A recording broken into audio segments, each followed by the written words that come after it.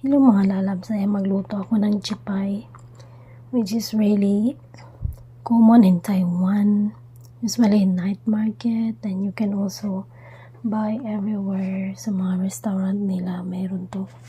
And nandito siya, sinisison ko na yung chicken, so mayroon nilagay dito na Chinese spice, so yun yung ginamit ko, and then yung itlog, nasison ko na siya ng pepper, and then itong ganito, potato starch ang ginagamit nila. Pero sa akin, since low carber ako, I'm gonna use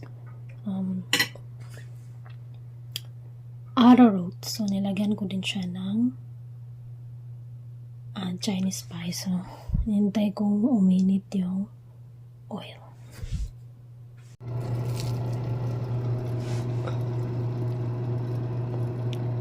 So, malinis ang kamay ko mga lalabs, ha. Kasabihin niya naman ay kinakamay. Ay magkuminsan naman na kinakamay.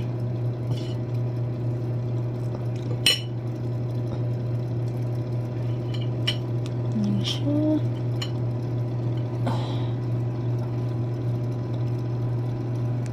Taktak konti at ganito na siya.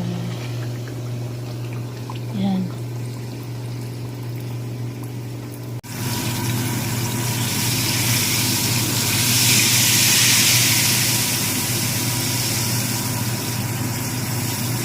Siya, i-rest ko muna ito siya, and then gagawa ako ng ilagay ko sa taas basil dito. So i-stir fry ko yung basil dito sa used oil na ginamit kanina sa chicken.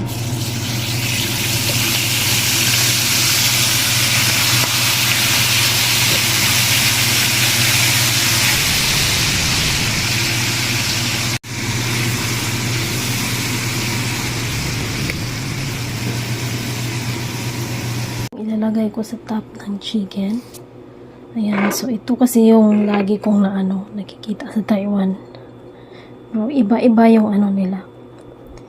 So, lagyan ko siya ng smoked paprika. Then, haluan ko siya ng garlic powder. Ito kasi yung napapansin ko lagi yung nakakain ko sa Taiwan. Kung na siya pinakita pag slice Ayan, juicy siya. So, nandito na yung spice ko. Ito yung ilagay ko sa ibabaw ng chicken. Yan. Yan lang siya mga lalabs.